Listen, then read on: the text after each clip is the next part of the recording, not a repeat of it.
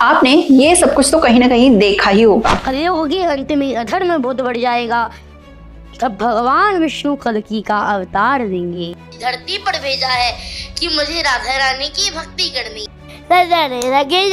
आपको क्या लगता है, ये हमारी सिचुएशंस को सॉल्व कर रहे हैं या फिर खुद की सिचुएशंस को बेहतर बनाने में लगे हुए हैं? कई दिनों से हम इस बच्चे सो कॉल्ड बाबा की वीडियो कई सोशल मीडिया हैंडल्स पर देख रहे हैं। बहुत सी वीडियो में तो इन्होंने कहा है कि ये खुद को भगवान कृष्ण का बड़ा भाई मानते हैं। मैं श्री कृष्ण को अपने छोटे भाई के रूप में बचता हूँ। खुद को बलराम उनके साथ बातें करना और इस बात पर पर्सनली मुझे तो कोई प्रॉब्लम नहीं है और किसी को होनी भी नहीं चाहिए, लेकिन दिक्कत तब होती है जब ये और इनकी टीम बार बार बल्कि कई बार इस बात को दोहरा कर लोगों से ये मनवाना चाहते हैं कि ये बच्चा सच में कृष्ण जी का बड़ा भाई है। यहाँ तक कि लोगों के दिलो दिमाग पर ये बात एक सच की तरह बिठाना चाहते हैं ताकि ये सब कुछ होने के बाद शुरू हो इनका असली खेल। और सिर्फ यही नहीं, इंडिया में ऐसे कई फेक गुरु और बाबा आए हैं जिन्होंने पहले तो खुद को भगवान जी का दास या सेवक बतलाया और फिर जब इनके पास भीड़ जमा होने लगी, लोग अपनी समस्याओं के समाधान इनसे मांगने लगे, उनकी बात सुनने लगे और इन्हें मनचाहा दान उन लोगों से मिलने लगा।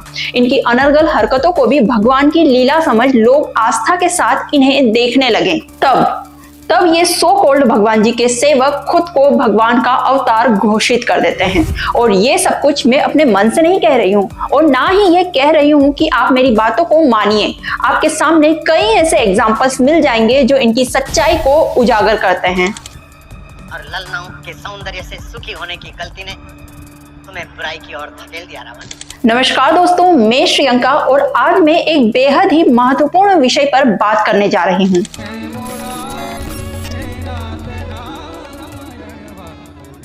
हम में से कई लोग इसके शिकार हुए हैं और समय आ गया है कि हम इस काले सच को उजागर करें। आपने भी देखा ही होगा कि कैसे कुछ बाबा और धर्मगुरु अपनी बातों और फितूर से भरे प्रवचनों के माध्यम से लोगों को अपनी ओर खींचते हैं। ये लोग अपनी बनावटी बातों के जाल से लोगों का विश्वास जीतते हैं, ठीक उसी तरह जैसे कोई व्यवसायी, कोई बिजनेसमैन अपने प्रोडक्ट को बेचता है। पर क्या आप इस बात का अनुमान भी लगा पाते हैं कि असल में ये लोग क्या कर रहे हैं? क्या आपको ऐसा लगता है कि देवी देवताओं का आशीर्वाद केवल इनके ही प्रवचनों में है? चलिए जानते हैं कैसे ये लोग लाखों लोगों को मूर्ख बनाकर अमीर बन रहे हैं। 100 करोड़ की संपत्ति, आलीशान आश्रम, लग्जरी गाड़ियां और प्राइवेट आर्मी, ये ठाठ है हाथरस वाले भोले बाबा और सूरजपाल की।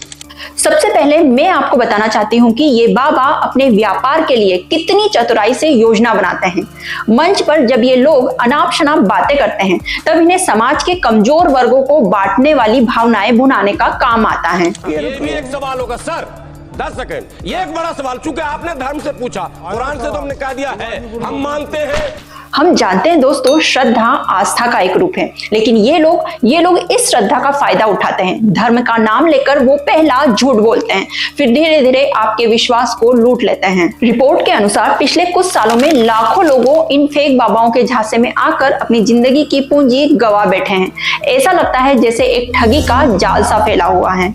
ये बात तो हम और आप भी मानते हैं। धर्म और आस्था दो ऐसी शक्तियां हैं जो इंसान को सही रास्ते पर चलने की प्रेरणा देती हैं, लेकिन जब इन शक्तियों का गलत इस्तेमाल होता है तो ये एक बड़ा धंधा बन जाता है। दोस्तों, आपने अक्सर सुना होगा सब कुछ भगवान के हाथ में है, आस्था से सब कुछ संभव है। लेकिन कुछ लोग इसी आस्था और विश्वास को अपने फायदे के लिए इस्तेमाल करते हैं। आइए आज इस वीडियो के माध्यम से हम जानते हैं फेक बाबाज और धर्म गुरुओं के बिजनेस मॉडल का काला सच। फेक बाबास का सबसे पहला कदम होता है आपके मन में डर और अस्थिरता को पैदा करना। से काला जादू कैसे खत्म करिए, वो आपको बताते हैं बल्कि विश्वास दिलाते हैं इस बात का कि आपकी परेशानियों का कारण आपके ग्रह दोष या पाप हैं और इनसे मुक्ति दिलाने का उपाय सिर्फ और सिर्फ उन्हीं के पास है। ठीक है, एक बाएं हाथ में एक दाएं हाथ में भी जाइए, बिगड़ा हुआ भी काम बन जाएगा। इनका दूसरा कदम होता है समाधान को बेचना। वो आपको महंगे पूजा पाठ, हवन, यज्ञ और ताबीज की सलाह देंगे। मेरी पत्नी 6 महीने से पैरालाइज है, डॉक्टरों ने हाथ उठा दिए हैं। हम चाहते हैं आप। राथांग ग्लेशियर का नाम सुना है? जी नहीं। हिमालय में है। ट्रेन पकड़ो, सिलीगुड़ी जाओ, वहां से बस में गंगटॉक, फिर वहां से पद यात्रा। 8 दिन लगेंगे कंचनजंगा की गोद में भगवान का भव्य मंदिर है। माथा टेकाओ, काम हो जाएगा। रॉन्ग नंबर, ये रॉन्ग नंबर है। क्या है? Wrong number. इनकी कीमत हजारों से लेकर लाखों तक हो सकती है, लेकिन असल में ये सारे उपाय सिर्फ एक भ्रम होते हैं। क्योंकि दोस्तों, मेरी राय में तो आपका भविष्य आपके वर्तमान में ही छुपा हुआ है। अगर आप अपने वर्तमान में अच्छा कार्य कर रहे हैं, अपने वर्तमान को ठीक कर रहे हैं, मेहनत कर रहे हैं, परिश्रम कर रहे हैं, तो डेफिनेटली आपका भविष्य अच्छा ही होगा। क्योंकि भगवत गीता में श्री कृष्ण जी ने भी कहा है कि कर्म करो, फल की इच्छा मत रखो। फल आपको अपने कर्म के अनुसार मिलेगा और उचित समय पर मिलेगा। फेक बाबास का तीसरा कदम होता है भावनाओं का शोषण।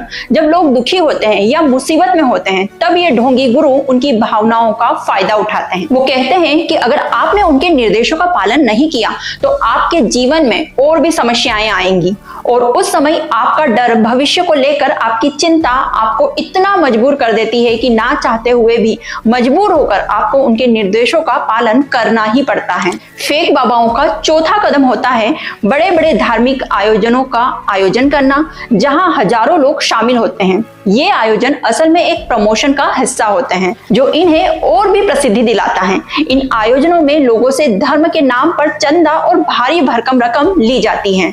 और दोस्तों, ये फेक बाबाज इतना बड़ा नेटवर्क बना लेते हैं कि लोग उन्हें भगवान का रूप मानने लगते हैं।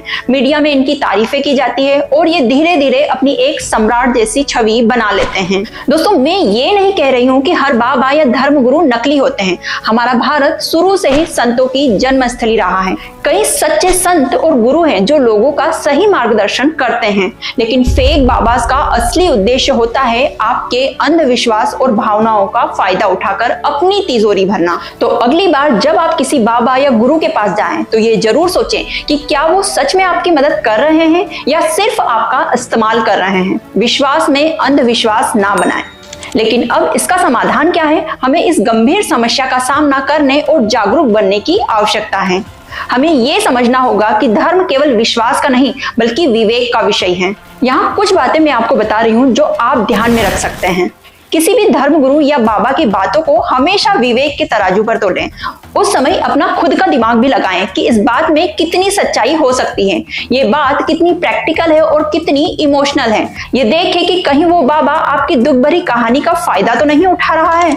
उनके दावों की जांच करें। उन्होंने जो बातें की हैं उनकी जांच पड़ताल करें। देखें कि जो बातें वो बता रहे हैं वास्तव में धार्मिक ग्रंथों में वो चीज लिखी हुई है। क्या ऐसा करना या ऐसी बातों को मानना उचित है? अपनी भावनाओं का शोषण करने वाले लोगों से दूर रहें। अगर आपको लगे कि कोई आपकी भावनाओं को सामने रखकर आपको डरा रहा है, आपके भविष्य को सामने दिखाकर आपके अंदर भय को डाल रहा है, तो अपनी भावनाओं का शोषण न होने दें और खुद पर आत्मविश्वास बनाए रखें। अपने अनुभवों को दूसरों के साथ बांटें। अगर आपके साथ कभी किसी बाबा ने कोई धोखा किया है तो उनके इस धोखे पर एक्शन लें और अपने साथ हुए इस धोखे को, अपने इस बुरे एक्सपीरियंस को दूसरे लोगों को भी बताएं ताकि वो भी सजग हो सकें ऐसी धोखाधड़ी से। हमारे समाज को जागरूक बनाना ही सबसे बड़ा धर्म है। हम सबको मिलकर काम करना होगा ताकि असली और फेक बाबा की पहचान कर सकें। जिस मनुष्य के लिए सुख और दुख समान अवस्था है, जो भय और क्रोध से मुक्त है, जो स्थिर बुद्धि वाला है ना, वही सिद्ध पुरुष कहलाता है। अगर आपको ये वीडियो पसंद आया और इससे कुछ सीखने को मिला तो इसे लाइक करें और शेयर करें, और हाँ, कमेंट में बताएं कि आपके पास भी कभी ऐसा कोई अनुभव रहा है या नहीं। सच कहूं तो दोस्तों, असली गुरु आपको सही रास्ता दिखाएंगे और जो नकली होंगे वो आपको गुमराह करेंगे। मिलते हैं अगले वीडियो में, तब तक के लिए सतर्क रहें, सच्चे गुरु की पहचान करें। धन्यवाद।